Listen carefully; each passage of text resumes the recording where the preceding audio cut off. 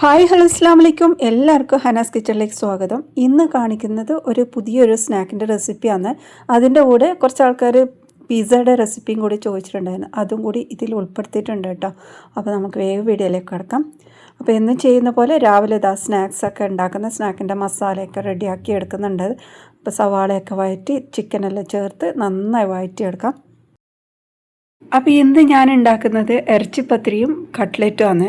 അപ്പോൾ ചിക്കൻ്റെ ഇറച്ചിപ്പത്തിരിയും ബീഫ് കട്ട്ലറ്റുമാണ് ഉണ്ടാക്കുന്നത്. സാധാരണ ഞാൻ ഇറച്ചിൻ്റെ തന്നെയാണ് ഇറച്ചിപ്പത്തിരി ഉണ്ടാക്കുന്നത്, പക്ഷേ ഇന്ന് ചിക്കൻ വെച്ചിട്ടാണ് ഉണ്ടാക്കുന്നത്. അപ്പോൾ അതിൻ്റെ മസാലയൊക്കെ റെഡിയായി. ഇനി നമ്മൾ ബീഫ് മസാലയാണ് ഉണ്ടാക്കുന്നത് കട്ട്ലറ്റിന് വേണ്ടി. അപ്പോൾ എൻ്റെ കട്ട്ലറ്റിൻ്റെ മസാല കുറച്ച് വ്യത്യാസമാണ്. എല്ലാവരും ഉണ്ടാക്കുന്നതെന്ന് ഒരു ചെറിയ വ്യത്യാസത്തിലാണ് കേട്ടോ ഞാൻ ഉണ്ടാക്കുന്നത്. അപ്പോൾ ഒരുപാട് ഇതൊന്നുമില്ല, പക്ഷെ കഴിക്കുന്ന സമയത്ത് ആ ഒരു സ്മെല്ലും ആ ഒരു ടേസ്റ്റും നല്ല ഇഷ്ടപ്പെടുന്ന ആൾക്കാരും ഉണ്ട്, അതെന്നാൽ ഇഷ്ടപ്പെടാത്ത ആൾക്കാരും ഉണ്ട് കേട്ടോ. കുറേ ആൾക്കാരൊന്നുമില്ല, എനിക്ക് ഒരാൾ മാത്രമേ ആ ഒരു രീതിയിൽ എന്നോട് സംസാരിച്ചിട്ടുള്ളൂ, നിങ്ങൾ ഈ ഒരു മസാല എനിക്കിഷ്ടമല്ല. പക്ഷെ അധികം കട്ട്ലറ്റ് കഴിച്ചിട്ട് നല്ല ടേസ്റ്റ് ഉണ്ട്, നല്ല ഫ്ലേവറാണ്. ഇത് കഴിച്ച ആൾക്കാർക്ക് മറ്റേ നോർമൽ കട്ട്ലറ്റ് കഴിക്കുന്നത് ഇഷ്ടാവില്ല. ആ ഒരു രീതിയിലതാണ് കേട്ടോ. അപ്പോൾ അത് കാണാത്തവരുണ്ടെന്ന് കണ്ടു വയ്ക്കുള്ളൂ. ട്രൈ ചെയ്തിട്ട് നിങ്ങളുടെ അഭിപ്രായം കൂടി പറയണം കേട്ടോ. അപ്പോൾ അതിൻ്റെ മസാലയാണ് കേട്ടോ ഉണ്ടാക്കുന്നത്. നന്നായിട്ട് മിക്സാക്കി യോജിപ്പിച്ചിട്ട് എടുത്തിട്ട് നമ്മൾ ബീഫെല്ലാം ഇട്ട് അങ്ങനെ റെഡിയാക്കാം. അപ്പോൾ ഇതിൻ്റെ എല്ലാം റെസിപ്പി കാണാത്തവരുണ്ടെങ്കിൽ ഞാൻ അത് എൻ്റെ സ്ക്രീനിലായിട്ട് ഇട്ട് കൊടുക്കാം കേട്ടോ. അപ്പോൾ കാണാത്തവരുണ്ടെങ്കിൽ ഒന്ന് ചെക്ക് ചെയ്ത് നോക്കിയോളൂ. അപ്പോൾ എല്ലാ മസാലയെല്ലാം റെഡി ആയിട്ട് ലാസ്റ്റ് നമ്മൾ ഇതിലോട്ട് മല്ലിയിലയൊക്കെ ചേർത്ത് പിന്നെ നമ്മൾ സ്നാക്കെല്ലാം ഉണ്ടാക്കി റെഡിയാക്കി എടുക്കുന്നത്. അപ്പോൾ ഇതിൻ്റെ ഒന്നും ഡീറ്റെയിൽ ആയിട്ടില്ല, നമ്മൾ ഈ ഒരു വീഡിയോയിൽ കാണിക്കുന്നില്ല. കുറേ മുമ്പ് ഞാൻ ഒരുപാട് വീഡിയോയിൽ ഇതിനെക്കുറിച്ചെല്ലാം പറഞ്ഞിട്ടുണ്ട്. പിന്നെ കുറേ ടിപ്സും കാര്യം എല്ലാം ആയിട്ടാണ് കേട്ടോ ഓരോ വീഡിയോ ഇടുന്നത് തന്നെ. അപ്പോൾ നമ്മൾ ഇറച്ചി പത്തിരിയെല്ലാം ഫ്രൈ ചെയ്തെടുത്തിട്ടുണ്ട്. അപ്പോൾ നമ്മുടെ സ്നാക്കെല്ലാം ഇവിടെ ഫ്രൈ ചെയ്തെടുത്തിട്ടുണ്ട്. ചിക്കൻ ഇറച്ചിപ്പത്തിരിയും ബീഫ് കട്ട്ലറ്റും കൂടിയാണ് ഉണ്ടാക്കിയത്. അപ്പോൾ അതെല്ലാം റെഡിയായി. അതിൻ്റെ ഇടയിൽ ഞാൻ മറ്റേതൊക്കെ ഉണ്ടാക്കുന്നുണ്ട്, പക്ഷെ അത് ലാസ്റ്റ് ഒന്നിച്ച് പറയാൻ വേണ്ടിയിട്ടാണ് കേട്ടോ ലാസ്റ്റ് ഇട്ടത്. അപ്പോൾ നമ്മുടെ പിസ്സക്ക് വേണ്ടിയിട്ടുള്ള ഡോ റെഡിയാക്കുന്നത്. അപ്പോൾ അതിന് ഞാൻ ആദ്യം മൈദ എടുത്തിട്ടുണ്ട്. നമ്മളിപ്പോൾ ഷോപ്പിലെല്ലാം കിട്ടുന്ന ആ ഒരു പിസ്സ ഉണ്ടല്ലോ, നല്ല ക്രിസ്പിയും എന്നാൽ ഉള്ളിൽ നല്ല സോഫ്റ്റ് ആയിട്ടുള്ള ആ ഒരു പിസ്സേൻ്റെ റെസിപ്പിയാണ് ഞാൻ കാണിക്കുന്നത്. നമുക്ക് സെയിലൊക്കെ ചെയ്യാൻ പറ്റുന്ന നല്ലൊരു പിസ്സേൻ്റെ റെസിപ്പിയാണ്. അപ്പോൾ അതിൻ്റെ മൈദ ഞാൻ 4 കപ്പ് മൈദ എടുത്തിട്ടുണ്ട്. പിന്നെ നമ്മൾ ഇതവിടെ ഈസ്റ്റ് എടുത്തിട്ടുണ്ട്. ഈസ്റ്റ് ഞാനിവിടെ കാണിക്കുന്ന നല്ല ടൈറ്റായിട്ട് പാക്ക് ചെയ്ത പൊട്ടിക്കാത്ത ഒരു കവറാണ് കേട്ടോ. അപ്പോൾ ഇത് ഞാനിപ്പോൾ പൊട്ടിച്ചെടുത്തതാണ്. നമ്മൾ ഒരുപാട് നാൾ നമ്മളിത് വെക്കുമ്പോൾ നല്ല ടൈറ്റായിട്ട് കവർ ചെയ്ത് ഫ്രിഡ്ജിൽ വെക്കണം കേട്ടോ. എങ്കിൽ കുറച്ച് നാളെങ്കിലും നിൽക്കും, അല്ലെങ്കിൽ പെട്ടെന്ന് കേട് വരുന്നതാണ് കേട്ടോ ഇത് ഈ ഈസ്റ്റ് എന്ന് പറഞ്ഞത്. അപ്പോൾ നമ്മളത് സൂക്ഷിച്ച് വെക്കുമ്പോൾ നല്ലോണം ശ്രദ്ധിക്കണം. അപ്പോൾ ഞാനിതിവിടെ പുതിയ പാക്കറ്റ് തന്നെ പൊട്ടിച്ചിട്ട് നിങ്ങൾക്ക് കാണിക്കുന്നത്. അപ്പോൾ ഇവിടെ കിട്ടുന്ന ഈ ഒരു ബ്രാൻഡാണ് ഞാൻ യൂസ് ചെയ്യുന്നത്. നല്ല ഒരു സാധനം തന്നെയാണ്. അപ്പോൾ നിങ്ങൾക്ക് ഗൾഫിലാരും ഉണ്ടെങ്കിൽ ഗൾഫിലത്തെ ഈസ്റ്റ് എടുക്കുന്നതായിരിക്കും നല്ലത്. കാരണം അത് കുറച്ചിട്ടാൽ തന്നെ മതി, നമ്മൾക്ക് ഇത് നല്ലോണം പൊങ്ങി വരും. അപ്പോൾ ഞാനിതിൽ 1 ടീസ്പൂൺ ഇട്ടിട്ടുണ്ട് കേട്ടോ. നമ്മുടെ ഇത് നല്ല തരിയായിട്ടുള്ള ഈസ്റ്റ് ആയതുകൊണ്ട് തന്നെ ഇതിൻ്റെ തന്നെ ഒന്നിച്ച് ഇട്ട് മിക്സാക്കിയാൽ മതി, സെപ്പറേറ്റ് ഇടേണ്ട ആവശ്യമില്ല.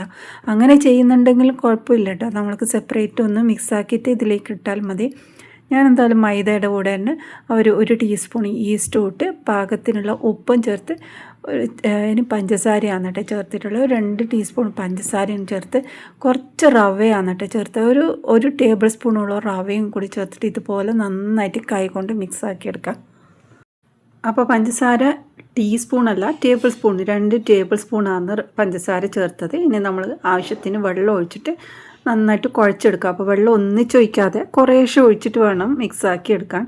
നല്ലോണം ലൂസാവാൻ പാടില്ല, എന്നാൽ നല്ലോണം കട്ടിയാവാൻ പാടില്ല. നമ്മൾ ചപ്പാത്തി മാവ് പോലെ അത്ര ഹാർഡാക്കാൻ പാടില്ല. കുറച്ച് ലൂസിൽ തന്നെയാണ് നമ്മൾ ഇത് കുഴച്ചെടുക്കുന്നത്. നമ്മൾ ഇങ്ങനെ കുഴക്കുന്ന സമയത്ത് കയ്യിലെല്ലാം ഒട്ടി നല്ലോണം സ്റ്റിക്കായിട്ട് നിൽക്കുന്നില്ലേ, ആ ഒരു പരുവത്തിലാണ് കേട്ടോ വേണ്ടത്. ഇതുപോലെ ഇങ്ങനെ കയ്യിലെല്ലാം ഒട്ടി പിടിച്ചിട്ടുണ്ടാകുന്ന ഈ ഒരു ടൈപ്പാണ് വേണ്ടത്. അപ്പോൾ എല്ലാം കുഴച്ച് റെഡിയാക്കിയിട്ടുണ്ട്. ഇനി നമ്മൾക്ക് കുറച്ച് കുഴിയുള്ള പാത്രത്തിൽ എടുത്ത് വെച്ചാൽ നല്ലതാണ് കേട്ടോ. ഇത് പൊങ്ങി വരുന്ന സംഭവമാണല്ലോ, അപ്പോൾ കുറച്ച് കുഴിയുള്ള പാത്രത്തിൽ തന്നെ വെക്കണം. പിന്നെ നമ്മളിത് കുഴച്ച് വെക്കുന്നത് രാവിലെ തന്നെ കുഴച്ച് വെച്ചാലും മതി കേട്ടോ. നമ്മൾക്ക് ടൈം എങ്ങനെയാണ് നമ്മൾ മാനേജ് ചെയ്യുന്നത് വെച്ചാൽ ആ ഒരു രീതിയിൽ ഇതെന്തായാലും 1.5 മണിക്കൂർ എടുത്ത് വെക്കേണ്ടതുണ്ട്. നല്ല ഫ്രഷ് ആയിട്ടുള്ള ഇതാണെങ്കിൽ ഈസ്റ്റ് ആണെങ്കിൽ 1.5 മണിക്കൂർ വെച്ചാൽ മതിയാവും. അപ്പോൾ ഇതാ കുഴിയുള്ള പാത്രത്തിലോട്ട് ഞാൻ കുറച്ച് ഒലീവ് ഓയിലാണ് കേട്ടോ ഇടുന്നത്, ഏത് ഓയിലും എടുക്കാം. അപ്പോൾ അത് ഇട്ട് എല്ലാ ഭാഗത്തേക്കും ഒന്ന് ആക്കി കൊടുത്തതിന് ശേഷം നമ്മൾക്ക് ഇതിലേക്ക് നമ്മൾ ഈ ഒരു മാവ് ഇട്ട് കൊടുക്കണം. നമ്മളിപ്പോൾ മറ്റേ സ്നാക്കെല്ലാം ഉണ്ടാക്കുന്ന സമയത്താണ് ഈ ഒരു ഓർഡർ വന്നിട്ടുണ്ടെങ്കിൽ നമ്മൾ രാവിലെ തന്നെ ഇത് മിക്സാക്കി ഒരു സൈഡ് വെച്ച് കഴിഞ്ഞാൽ ഒന്നും ആവില്ല കേട്ടോ, കറക്റ്റ് അത് കുറച്ച് പൊങ്ങിയിട്ടുണ്ടാവുന്നേ ഉള്ളൂ. പിന്നെ നമ്മൾക്ക് ഇത് വേണമെങ്കിൽ ഫ്രിഡ്ജിൽ സ്റ്റോർ ചെയ്ത് വെക്കാൻ പറ്റും. ഫ്രിഡ്ജിൽ സ്റ്റോർ ചെയ്യുന്ന സമയത്തും നമ്മൾ നല്ല ടൈറ്റായിട്ടുള്ള ഒരു ബോക്സിലാവണം വെക്കാൻ. അപ്പോൾ അത് 2-3 ദിവസം വരെ നമ്മൾക്കത് യൂസ് ചെയ്യാൻ പറ്റും. ഇനി ഇതൊന്ന് നന്നായിട്ട് എല്ലാ ഭാഗത്തും ആ ഒരു ഓയിൽ ആക്കിയ ശേഷം നമ്മൾക്കിത് അടച്ച് വെക്കാം കേട്ടോ. 1.5 മണിക്കൂർ കൊണ്ട് നമുക്കിത് നന്നായി പൊങ്ങി വരും. പിന്നെ നമ്മൾക്ക് പെട്ടെന്ന് ആവണമെന്നുണ്ടെങ്കിൽ ആ ഈസ്റ്റ് സെപ്പറേറ്റ് തന്നെ പൊങ്ങാൻ വെച്ചിട്ട് ഇത് മൈദയിലിട്ട് മിക്സ് ആക്കിയാൽ മതി. അപ്പോൾ ഒന്നുകൂടെ വേഗമാവും. പിന്നെ നമ്മൾ നല്ല ചൂടുള്ള ഹീറ്ററൊക്കെ ഓവനൊക്കെ പ്രീ ഹീറ്റ് ചെയ്തിട്ട് അതിൻ്റെ ഉള്ളിൽ വെച്ചാലും ആ ഒരു ചൂട് കൊണ്ട് തന്നെ ഇത് പെട്ടെന്ന് പൊങ്ങി വെക്കും. അപ്പോൾ ഓവറായിട്ട് പ്രീ ഹീറ്റ് ചെയ്യേണ്ട, ചെറുതായിട്ടൊരു ചൂട് കിട്ടിയാൽ മതി കേട്ടോ. അപ്പോൾ അങ്ങനെയും നമുക്ക് പെട്ടെന്ന് ഉണ്ടാക്കിയെടുക്കാൻ പറ്റും. ഇനി നമ്മുടെ പിസ്സക്ക് വേണ്ടിയിട്ടുള്ള ഒരു സോസും കൂടി ഉണ്ടാക്കിയെടുക്കുന്നുണ്ട്. അപ്പോൾ അതിൻ്റെ തക്കാളിയും പിന്നെ കുറച്ച് കാശ്മീരി മുളകൊക്കെ എടുത്തിട്ട് ഒന്ന് സോസാക്കി എടുക്കുന്നുണ്ട്. അപ്പോൾ അതിൻ്റെ ഒന്ന് ഡീറ്റെയിൽ വീഡിയോ ഇതിൽ ഉൾപ്പെടുത്തിയിട്ടില്ല. അപ്പോൾ നമ്മുടെ പിസ്സ ഒക്കെ റെഡി ആയിട്ടാണ്. അപ്പോൾ ഈ ഒരു അളവിൽ 2 വലിയ പിസ്സ ഉണ്ടാക്കിയെടുക്കാം കേട്ടോ. ഇനി ഞാനിതാ കുറച്ച് സംഭവമൊക്കെ റെഡിയാക്കിയിട്ടുണ്ട്. നമ്മൾ അടുത്ത റെസിപ്പി നോക്കാം. അപ്പോൾ അതിന് ഞാൻ പാന് ചൂടാക്കിയിട്ട് ഇതിലോട്ട് കുറച്ച് നെയ്യാണ് ചേർത്ത് കൊടുക്കുന്നത്.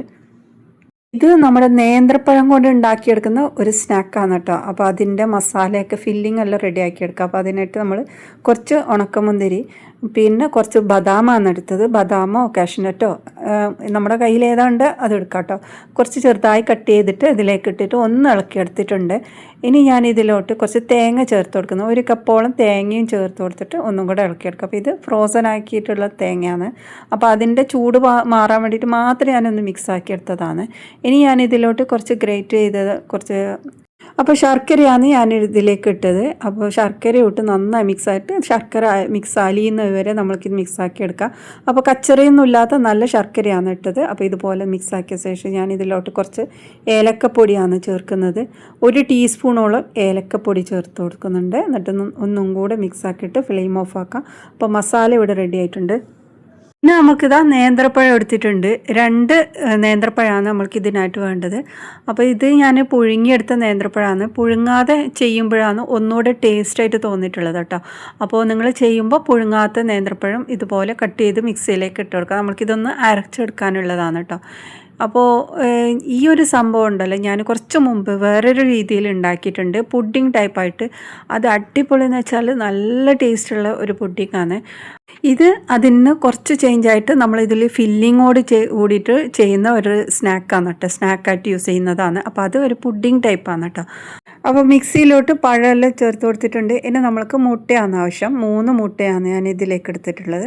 2 പഴം എടുത്തിട്ടുണ്ട്, 3 മുട്ട എടുത്തിട്ടുണ്ട്. അപ്പോൾ ഇതെല്ലാം പൊട്ടിച്ച് നമുക്ക് മിക്സിയിലേക്ക് ഇട്ട് കൊടുക്കാം. ഇനി നമ്മൾക്ക് ഇതിലോട്ട് പാലാണ് ആവശ്യം.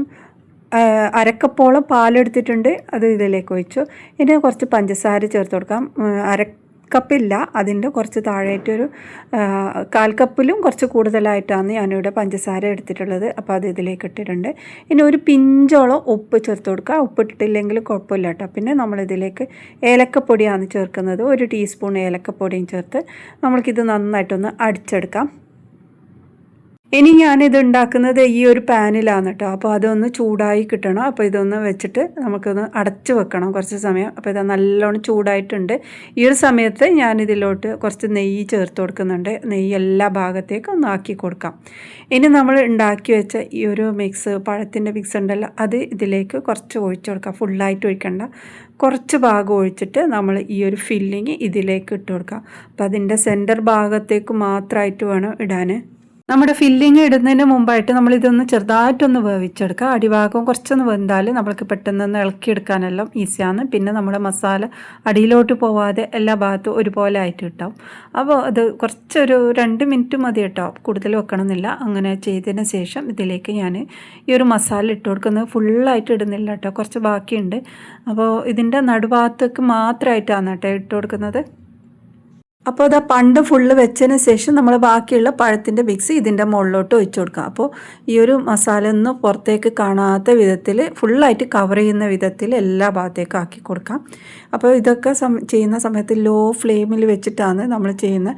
ഇനി നിങ്ങൾക്ക് കരിഞ്ഞു പോകുന്നുള്ള ഒരു ഡൗട്ട് ഉണ്ടെങ്കിൽ അടിയിൽ എന്തെങ്കിലും ഒരു തട്ട് വെച്ചിട്ട് അതിൻ്റെ മുകളിൽ വെക്കുന്നതാണ് ഒന്നുകൂടെ നല്ലത്. അപ്പോൾ ഇനി ഒന്ന് ലെവലാക്കി എല്ലാ ഭാഗത്തും ഒരുപോലെ ആക്കിയ ശേഷം അടച്ചു വെക്കാം. അപ്പോൾ ഇത് കുറച്ച് ടൈം എടുത്തിട്ടാണ് ഞാൻ ഉണ്ടാക്കിയെടുത്തത്.